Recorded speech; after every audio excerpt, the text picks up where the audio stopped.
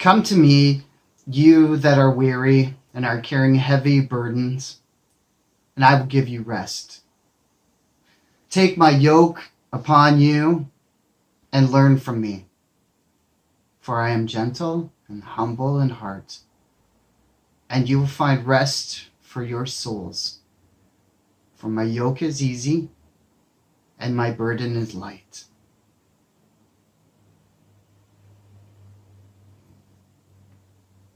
But Jesus, how can I possibly take a rest? I've got too much to do. Rest is not a luxury I can afford. Have you ever found yourself saying something like that? We know we have to take regular rest and relaxation, and it's healthy for our bodies, our minds, and our soul. But I doubt most people get to do it. I bet most people are just like me. Busy, busy, busy. Yet the conundrum is that finding the line between healthy relaxation and laziness seems too slim. And no one wants to be seen as lazy. Now, I don't want to be a lazy person in this hyper-productive society where busyness is the acceptable normal. Yet, I know that Jesus was very often countercultural. And the truth is, his message still often goes against what is acceptable and normal today. But I'm just, so tired and weary. I'm exhausted. So what am I supposed to do? What can I do when I know that I need to rest, but I don't believe I can get it? I know I'm not alone. I know many other people have the same problem. It seems that there's always something getting in the way or something's not going right and I can't rest. And then you have to figure out the details. Details like where? Where can I rest? Where can I find a peaceful place? Or when? When can I rest? When can I find this time? And with 2 small children right now, there's seriously days when I can't even find a few minutes to take a quick shower. Or what? What can I do to rest? What would really give me a feeling of peace and relaxation? Or maybe worse than where, or when, or what? How? Sometimes I just don't feel like I know how to rest anymore. There are times when I can't even make myself stop and sit down and breathe deeply and rest for 1 minute. It feels like I have forgotten how to rest. And I'm not alone. I know for sure many of you listening to me right now have the same problem. We need rest, but we just can't get it. The good news is that we can find rest in Jesus. That is the worship theme for this Sunday, Rest in Jesus, which comes from verses 28 to 30 from the Gospel of Matthew, chapter 11, which I just read. But first I need to be honest. I have to tell you something. It's becoming harder and harder for me to preach a message of good news. I've become increasingly weary, and my own burdens seem too heavy to carry. And then top of my own burdens is this regular task of mine to find and prepare a sermon that's supposed to be to help us develop our faith and offer us hope and some light in the dark times and inspire people to be the people that God is calling us to be. Now, don't worry, I'm not ignorant. I know that to build people's faith is not my job alone. It's God's. God uses me. And He gives me the Holy Spirit, and I'm a partner with Jesus. And I know it's your responsibility to care and grow for your own faith. I can't do that work for anyone. But I do believe that the words I find on Sunday morning or whenever I share a message can help. Good preaching of the good news plays a part in growing disciples. So I feel real pressure to preach well. And that's usually a good thing. Some pressure is a good thing. However, when my own burdens in my own life seem too much to handle, then the additional stress of preaching makes that task seem impossible. Now, why am I telling you this? And it's not because I want your pity, but I want to be able to share with you honestly. As I reflected on the words of Jesus speaks in this passage, I feel it would be insincere not to confess the way I'm feeling nowadays. Speaking honestly has always been highly important to me.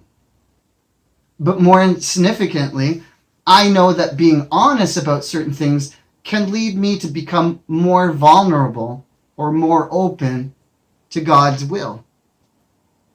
Alternatively, I could protect myself, continue hiding my true feelings. I could have asked somebody else to speak for me. I could have made it easy and spoke about the scripture's literal meaning or the historical background details. I could have given you a personal testimony from long ago in my earlier years, or found somebody else's meaningful story related.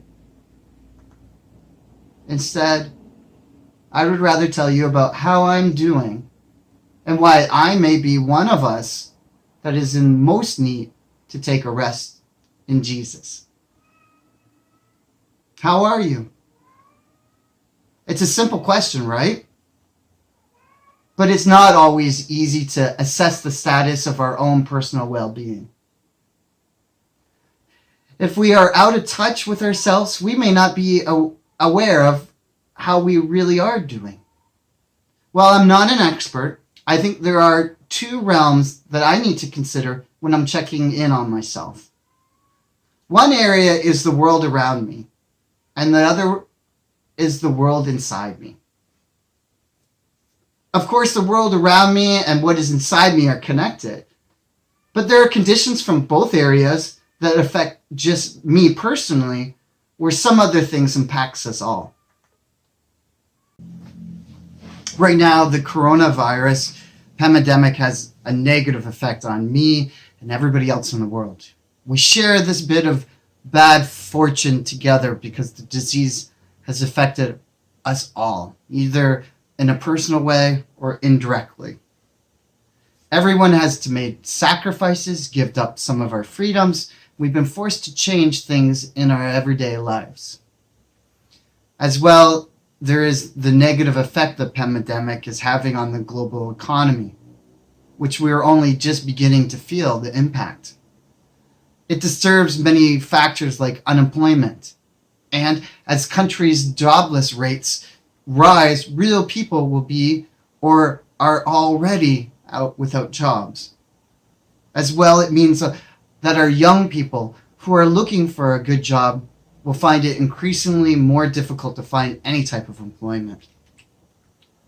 My point is that we are already going on nearly 6 months of living in our new world with this virus, and it's getting harder and harder for me and many others to find the kind of rest we need.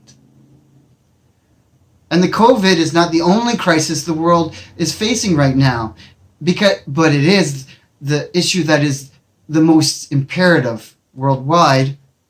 Let's not forget about the world's massive refugee crisis, issues of racial and gender injustice, world hunger and poverty, and the climate crisis.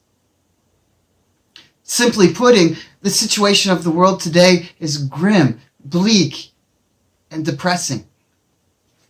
These things have a huge negative impact on you, me, and every person in this world, decreasing our peace and making it hard to rest. Then there's the stuff that's happening just with me. And again, let me tell you, I don't want your pity by talking about my private problems. But I believe I will become more free from my troubles if I talk about it. If I take out the things that I'm worried about, then I'm stopping myself from hiding them deep inside, and I can see everything more clearly. And you know, things tend to appear a little less scary in the light. Let me tell you that I'm not okay. I am very, very, very worried about my future. I'm afraid. And I've been feeling this way since January, when I learned that my church was no longer able to renew my contracts until after the end of this year. If you didn't know, I've been working for Community of Christ for 10 years, over 10 years. 5 years as a church planner in Canada, and now I'm currently working over 5 years as pastor for the Seoul congregation of the Community of Christ. It was my dream to become a full-time minister, and until now, I've never considered not working for a church. I don't have another dream. I was working too hard at being the minister, the best minister I could be for the Community of Christ, that I wasn't thinking about my own future, not personally. I never imagined a future where I wasn't a full-time minister. And so I don't have another plan to move on to. And I don't have a past career to fall back on. And I don't know what I'm going to do. I don't know what my family is going to do. And how am I going to take care of them? And on top of that, I don't know what our congregation is going to do without a full-time minister or pastor. And how is it going to work without me or someone like me taking care of our church and our people? That all worries me and makes me very, very tired and weary. I just don't know what to do. And it's so much more difficult because we're living in the middle of a virus pandemic. And then I'm realizing that I'm not just losing my job, but I'm going to lose my congregation as well. We will have to leave Korea, and I will not have my church family anymore. You have become our brothers and our sisters. You are the aunts and uncles of our children. And right now, you are the only social relationship my family has, and soon we lose you. We may not be able to find a church family where we end up going. We may be, but I know it won't be the same. I know we will try to keep in touch, yet after time, we will have to let go. But there will be a hole in our hearts because we cannot be together. So soon, we will leave, and we'll leave behind this country we love and the people we love. We will leave the land where our children were born and the only place they have ever lived. We'll have no work, no home, and no congregation. And I don't think we will leave you in a better situation without us. So, Jesus, Lord Jesus, please tell me, where can we find rest?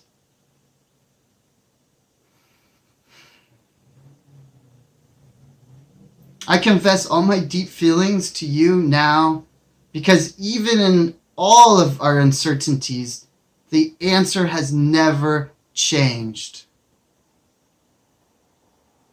We find our rest in Him. I will find my rest in Him.